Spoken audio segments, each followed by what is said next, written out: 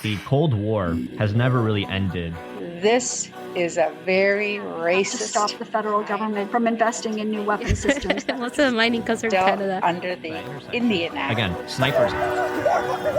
James Justin Jr. Groceries gone. I have to let them out. Soaked in the blood of Tigrayan. From the river to The revolution will not be won with hot takes. Welcome to the Red Review. On May 1st, a new Socialist Party launched in the Vancouver landscape. With explicitly united front tactics, the Vote Socialist Party launched a campaign with three candidates: Sean Orr for City Council, Andrea Pinochet Escudero for Parks Board, and Karina Ziedler for School Board. When the elections rolled around on October 15, only 5 months later, the three candidates repping this explicitly Socialist Party collected over 45,000 votes. Today's story: the birth of Vote Socialist and the return of radical, united front politics to Vancouver.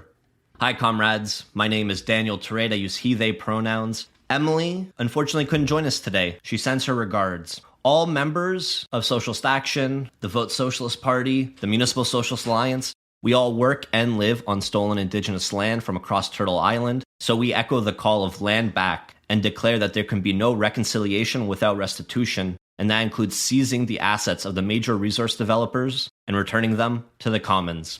Today, I am joined by Mark Lister and Yvonne Hansen, both comrades from Vancouver, leading members of Socialist Action who played core roles in the formation and operation of Vote Socialist. Welcome, both of you, to the Red Review. Thank you for having us. It's great to be on. Thanks for having me. And so I want to get the timeline clear here. From what I recall, before Vote Socialist, there was another United Front group that Socialist Action played a role in called the Socialist Unity Assembly. What was the story of the Socialist Unity Assembly, and how did that eventually merge or become or split off or whatever it was into Vote Socialist, the electoral front that we see today? I think the idea with the Socialist Unity Assembly was to get comrades from different socialist groups within Vancouver, so Socialist Action, Vancouver Eco-Socialist, Democratic Socialists of Vancouver, together to try to have listening circles, learn about different issues facing the city of Vancouver residents here, and try to work together on different actions. And I think as we were getting closer to the now past Vancouver election, deciding how we wanted to participate in that, if we were going to endorse any existing candidates or if we wanted to be involved directly and run our own candidates. And ultimately the latter is what we chose. And I remember some of the stories with the Socialist Unity Assembly, meeting in parks, and it really seemed like quite a few groups came together. So which of the groups that were involved with the Socialist Unity Assembly formed the core of Vote Socialist then? Well, it's tricky to say because there's so many overlapping members. I'm sure it's similar in Toronto, but in Vancouver, the socialist scene, you'll have 25 people who go to every socialist group and then kind of a periphery in those socialist groups. There was three main groups at first. There was Socialist Action, of course, and then the Democratic Socialists of Vancouver, and then the Vancouver Eco-Socialists. There was sort of this almost spontaneous generation of the same idea in all three groups. And then when we all got together and started talking about it, we realized that we all sort of had this same intention. And that's sort of what catalyzed the actual formation of the party. Nice. And so where did the name come from then?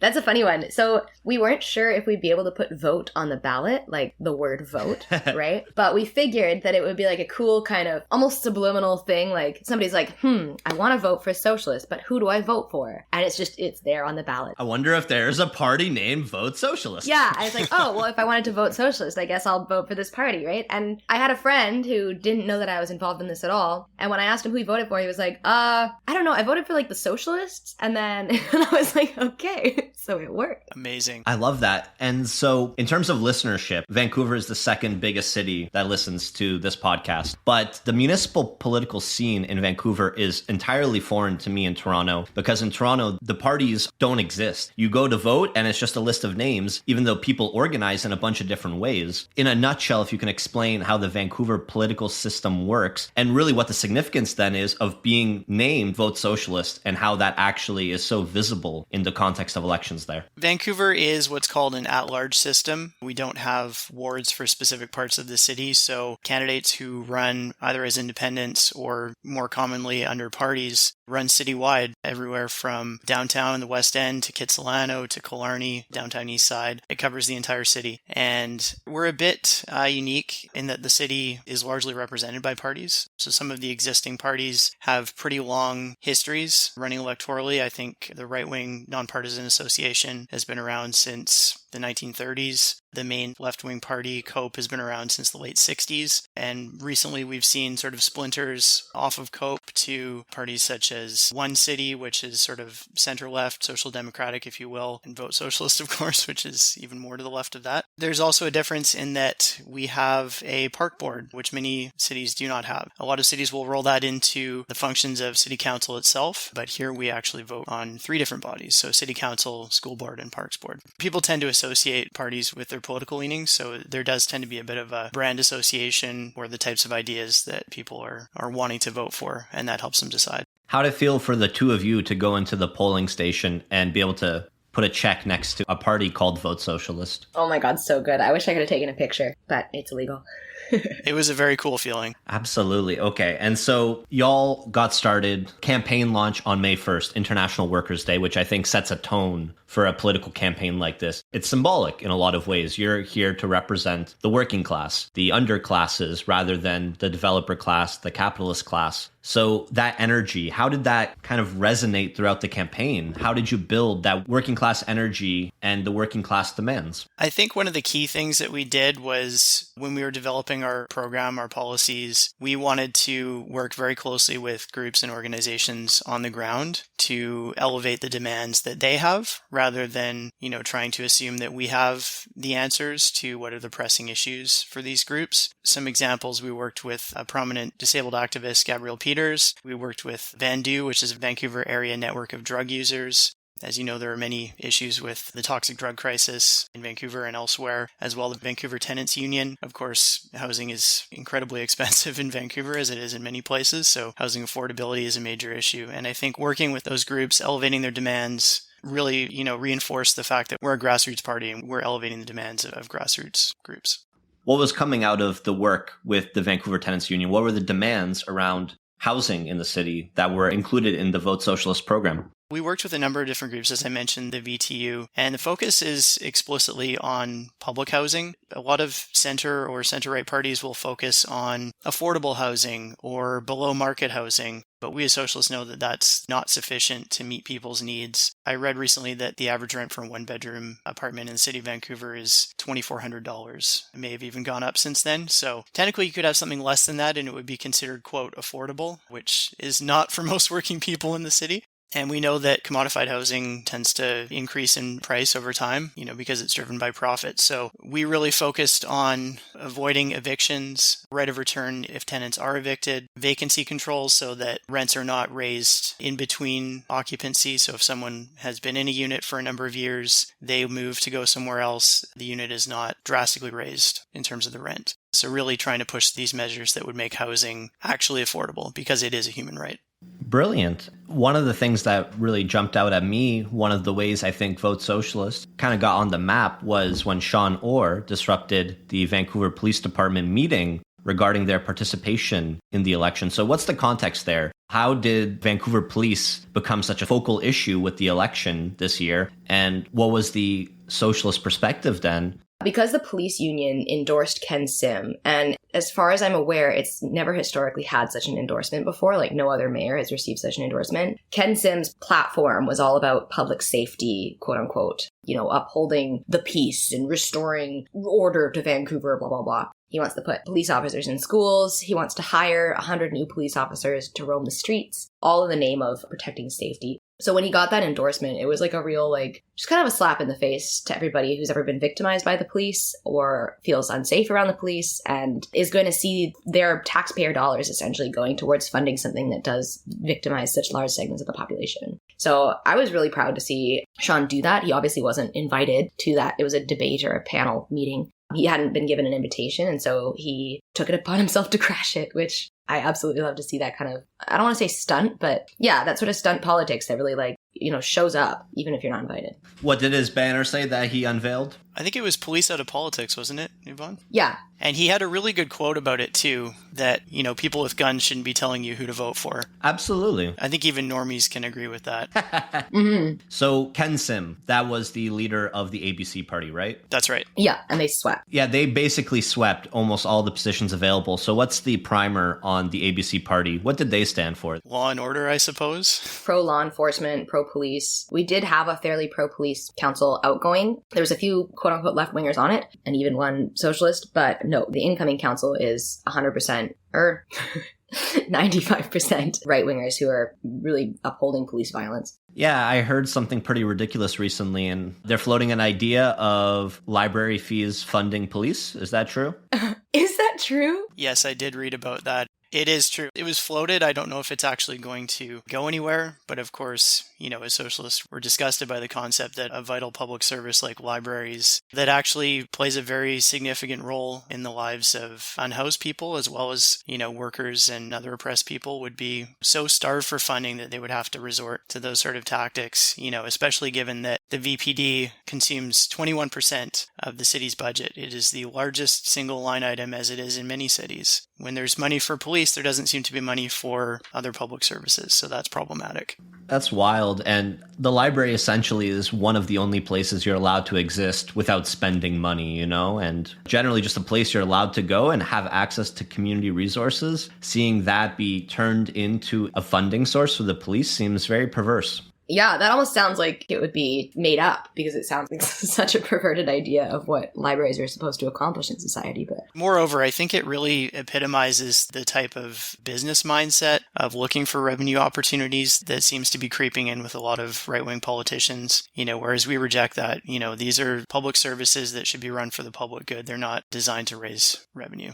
No, absolutely. And, one of the retorts that we got in Toronto with the Municipal Socialist Alliance is, well, all of that sounds great. How are you going to pay for that? And they're referring to things in our platform like free public transit, reducing class size, expansion of bicycling infrastructure, expansion of city services like snow removal so that it's more expedient and cities are accessible. And again, people are like, great, how are you going to pay for that? In this case, they're trying to fund the police by putting fees on library use. But for us, it was simple. Just tax the large corporations way more. You have all these banks in the cities, all these massive corporations that don't pay very much in taxes for property tax, yet they use all the city resources. They're such a drain. And so that was our answer. Absolutely. And I think to your point, Daniel, about property taxes, one of the things that came up in our research is that surprisingly, property taxes in the city of Vancouver are actually quite low relative to the assessed value. I think they were something like half what they are in the city of Toronto. So especially on very expensive properties, there's certainly room to tax more fairly to cover these services. When you're taking transit every day to go to your job, I feel like it should be the burden then on the bosses to pay for you to get to and from work, Instead, they're shirking on these responsibilities, passing off the buck. So Vote Socialist launched on May 1st, International Workers' Day. You disrupted VPD meetings. You worked with the tenants. You worked with the drug users. You're building something from the grassroots up. So what were the stories from being on the campaign trail that showed to you that you were connecting with people? Now you were actually maybe in the early stages, but nonetheless in the process of building a mass movement to reclaim the city. On the one hand, it might be disappointing that the ABC party nearly swept, but 50,000 votes spread across 3 candidates after 5 months of existence as a party is nothing to dismiss from my perspective. One of my favorite moments from the campaign trail was when we were trying to get our final signatures. In Vancouver, you need, I can't remember if it's 50 or 100, you need a set number of signatures in order to get somebody on the ballot. We had collected a bunch of signatures, and then one of our candidates had collected signatures from outside the municipality, so they weren't valid. And so we were about to go into our appointment for, getting their name on the ballot and registering them as candidates, and we realized that we were short by 12 signatures. And so we were in a populated area, and so all of us with 12 minutes to spare took clipboards and ran out onto the street to start harassing passersby, oh my God, please sign this. And we were having complete shit luck. People were turning the other way. It was this bougie area. There's people with yoga mats and tiny dogs. And we're oh my God. And then in one final act of desperation, I can't remember who it was, Derek or Mark or somebody was after this one guy, please sign this, please sign this. And finally I'm just are you a socialist or not? And he turns around and he's wait, yeah, I am. And he was can you sign this? And he's oh, sure. It's ah!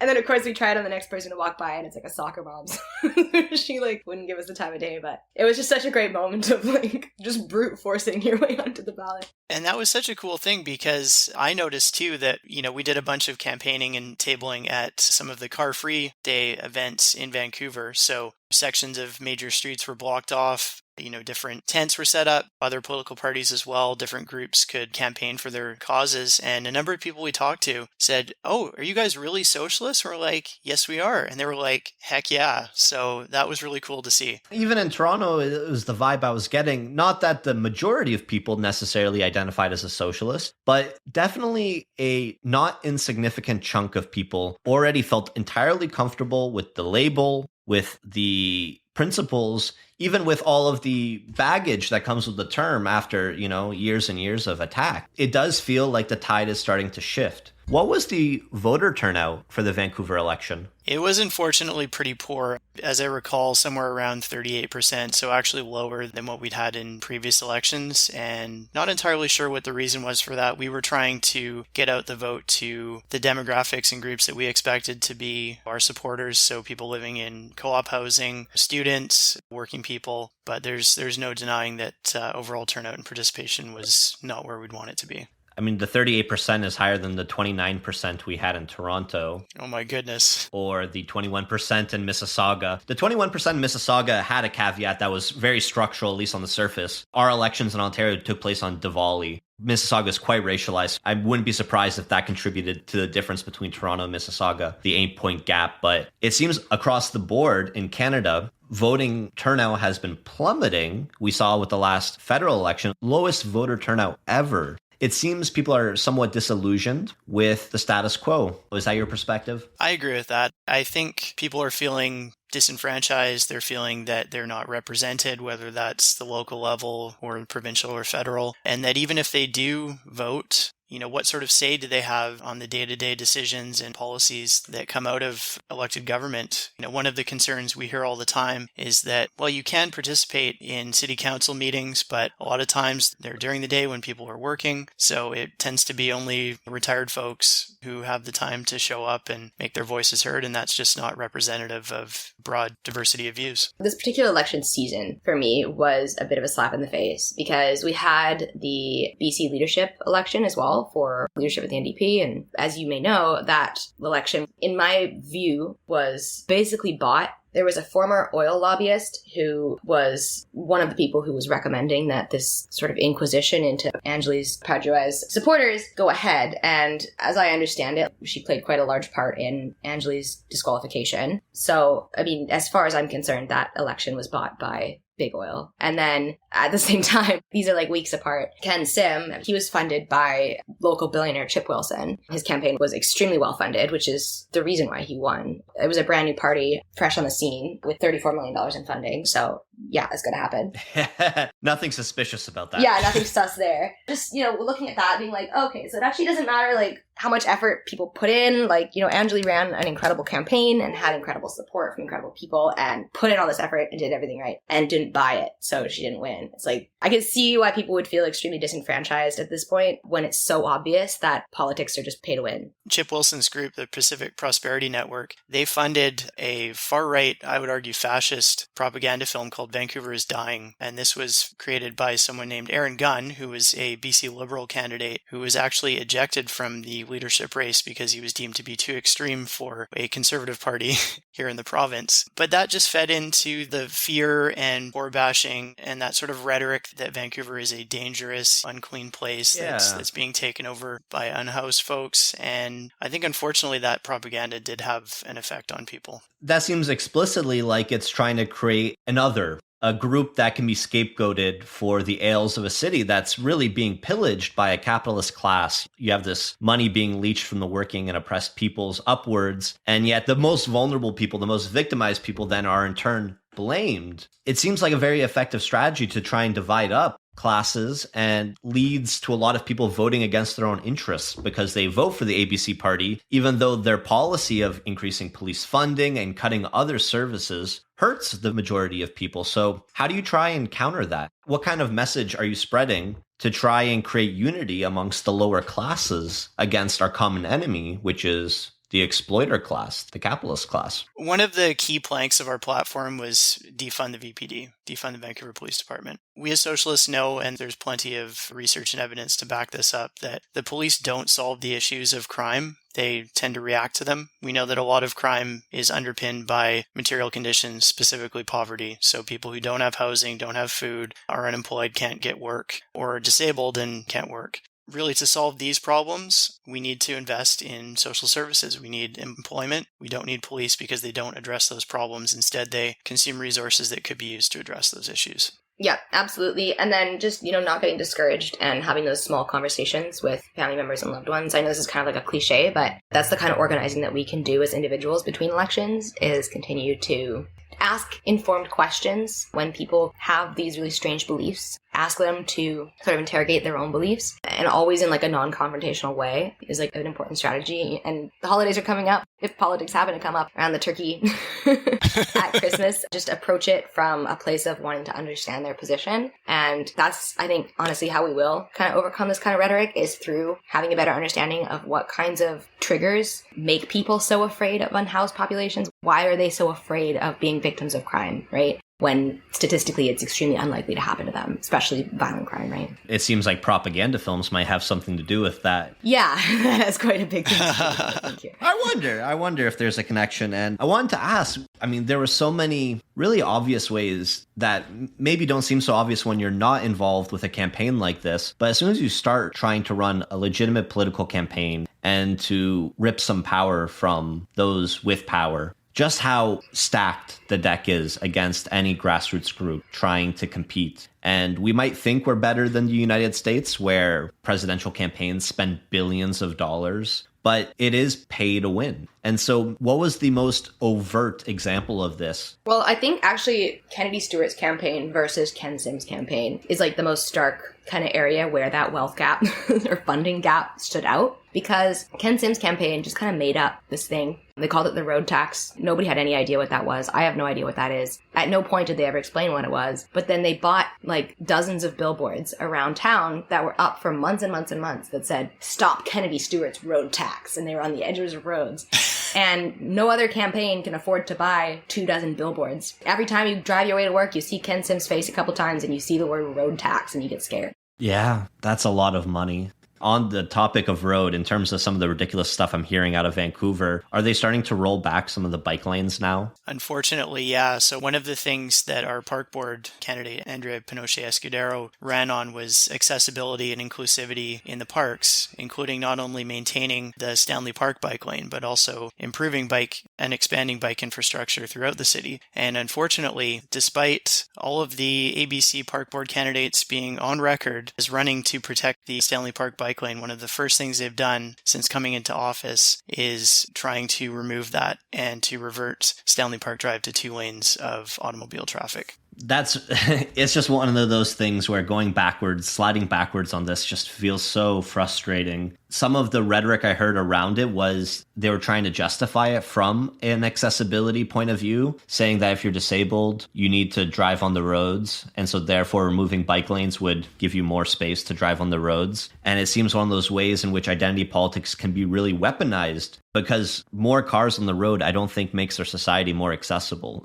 Investing in accessible public transit and livable spaces and walkable spaces is more accessible than just adding another lane to the roads. Of course, and statistically, people with disabilities are less likely to drive. And we also know that driving is the most expensive form of transportation and the most exclusionary. So when you expand cycling and walking infrastructure, public transit, this opens up public spaces to more people than if you just restrict it to driving. Not to mention the fact that, like, once you get a lot of those unnecessary car trips off the road from people who are completely able-bodied and could otherwise take multimodal transportation, then the roads free up so that they're more accessible to the people who actually need to take cars. See, and you talk through the problem and it very clearly falls apart so quickly, and yet the election is designed in such a way there's no depth to these conversations intentionally. The Ken Sims of the world benefit from an election where the voter turnout is less than 40%. Whereas a vote socialist party, the ideal world would be one where everybody votes because, again, a lot of those people that aren't voting are going to be some of the people pushed to the very margins of society who don't see themselves represented at all in the discourse. That's right. And I would say as well that many oppressed people don't have the same opportunities to be involved in the election, whether that's running as candidates or trying to research the issues or trying to work with groups to advocate for the causes that are important to them. They're just marginalized in so many ways and their voices are not heard in the same way. Yeah, what's the voter registration fee in Vancouver?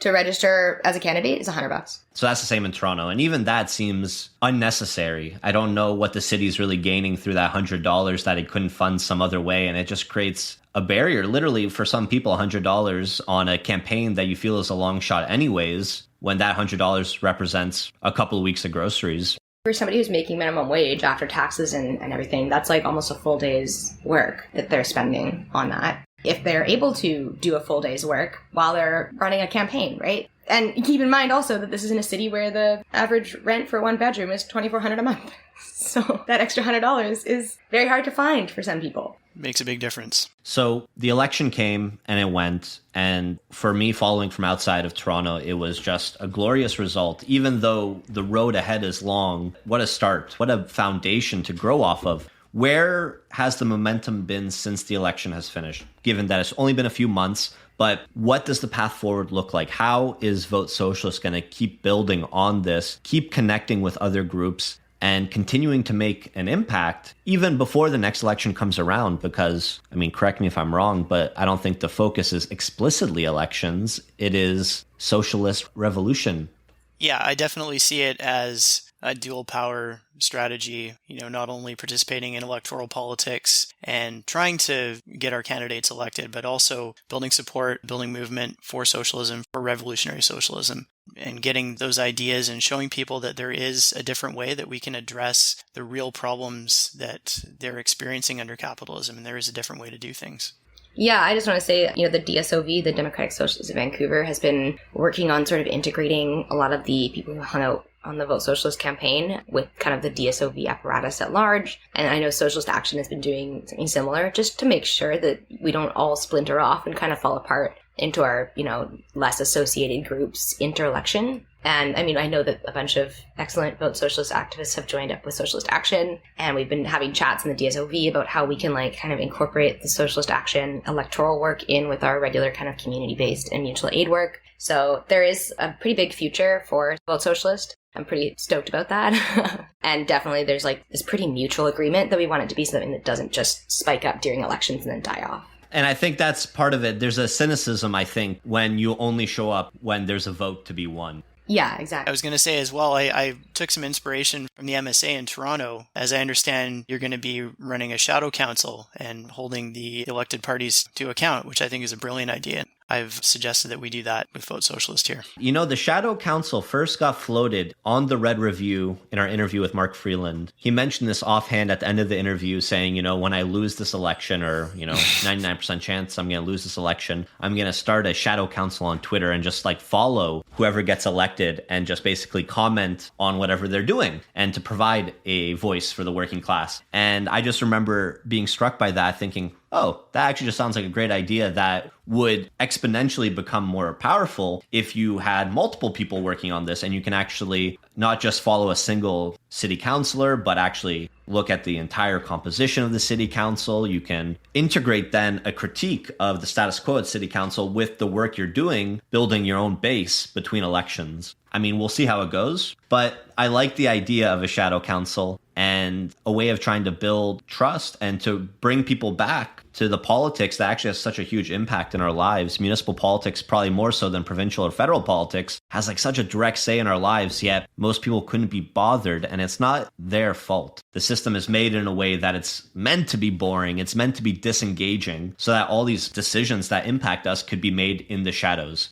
So the Shadow Council will try and take that out of the shadows, bring it into the light, and offering an alternative, even if we don't yet have the power to enact it. Absolutely agreed. Next election is what, in 4 years for Vancouver? Yeah, that's right. Where do you want to be in 3 years from now, let's say going into your election year? What do you hope for in terms of number of candidates to be fielded and number of groups that are formally involved in this grassroots? What's your vision? If everything went according to plan, what's the vision? What I really liked about our slate this year was that if you're a socialist in Vancouver, you're able to vote for all of the left-wing political parties without having any kind of fear of vote splitting. Mm-hmm. You know, there was literally only one slot left over after voting for all of the candidates on COPE, on Vote Socialist, and on One City, which are largely considered like the three left-wing parties, right? So that was nice, and I would like that to be the case at some point again in the future. You know, if we can get 2 Vote Socialist people on council, that's phenomenal. I think running a full slate would just spread our resources too thin. And also, like, the supporters of those other parties were willing to support us because there was no vote splitting. And vote splitting is such an annoying argument on city council elections anyways, but regardless, I think that worked out really in our favor. I agree, Yvonne. I think it's important under, unfortunately, a first past the post electoral system as we have at other levels to not vote split. And I think that was our strategy, trying to get our candidates elected so that we can work collaboratively with those other left parties, at least where we align on policy. One of the things I'd like to see, and unfortunately we didn't make it happen this time, is to have a mayoral candidate. I did notice that the other parties that ran a candidate for mayor definitely got more media exposure than we did, and so that would definitely help to raise the profile of Vote Socialist.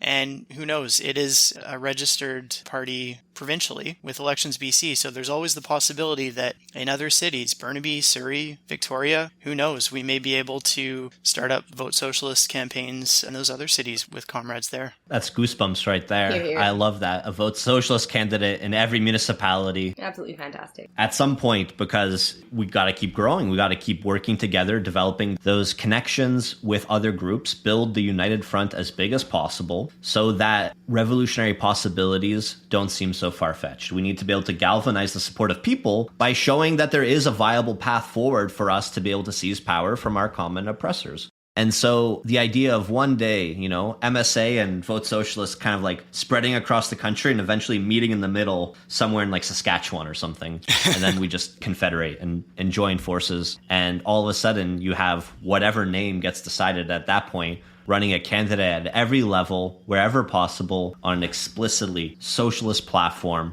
for the working and oppressed classes, with absolutely no whiff of class collaboration with the bosses. That's my dream. Hear, hear. That resonates with me too. I was really impressed with what was happening there, and Socialist Action and Democratic Socialists of Vancouver were able to work together in a really great way, putting aside whatever differences there may be. That hasn't really been the case everywhere else. So I think it's a model for socialist groups everywhere that if you want to make a difference, you can't just silo yourself. You need to be able to work with other people, at least on the socialist left. No one's saying that you have to work with liberals, heaven forbid. Just work with the other socialists that are around so that we're not wasting all of our energy sniping each other, but we can actually focus on what we need to be focusing on. Absolutely. Class struggle, not class collaboration. As we start to wrap up here, you're both in Vancouver, and I mentioned that Vancouver is our second biggest audience for this podcast. So for the Vancouver... Wait, what's a person from Vancouver called? Are you a Vancouverite? Vancouverian? Vancouverites, yeah. Vancouverites, okay. To all the Vancouverites listening, what's your 1-minute pitch for why they should join Vote Socialist and get involved even now, even if the next election seems so far away? Well, why they should get involved right now? I mean, we're in very isolating times, and it can obviously be really heartbreaking seeing a lot of things that are going on in the news and kind of processing them internally. And when you're processing them alone, it can be a lot harder than when you have a group of like-minded comrades who are all acting together towards a common goal. And knowing that you yourself are doing everything that you can to advance that goal can be a lot more empowering mentally than you think. It may not be the election now, but you have this opportunity to come and join us and help us do something really, really exciting and help build that momentum towards the next election and beyond electoral politics. That opportunity is open all year round. So we'd love to have you. I'd say to folks here, we're living in times of overlapping crises. We have pandemic, we have climate crises and ecological degradation, we have a housing crisis, toxic drugs, healthcare issues, and the root of all of these is capitalism. And so we know that when we work together, in united fronts with other comrades, we're much stronger than we are working individually. And there's no better time than now to take action, to work together, to raise up our power, to raise socialist ideas, and to work together for a better future for people in Vancouver and beyond. I love it. How best can people reach y'all? Votesocialist.ca. Go and check us out. There is a contact page, there's a join page, there's a donate button. There's a lot of ways that you can get involved. Go check it out, votesocialist.ca. See, and it's a great URL as well. I feel if there was a fusion of MSA and Vote Socialist, I might go for the Vote Socialist name. Thank you for another great podcast. Thanks for hosting. Comrades, thanks for listening in. As always, we appreciate you. As we go towards a new year, Emily and I will be coming back with a year in review and maybe some predictions for 2023. Until then, take care, stay safe.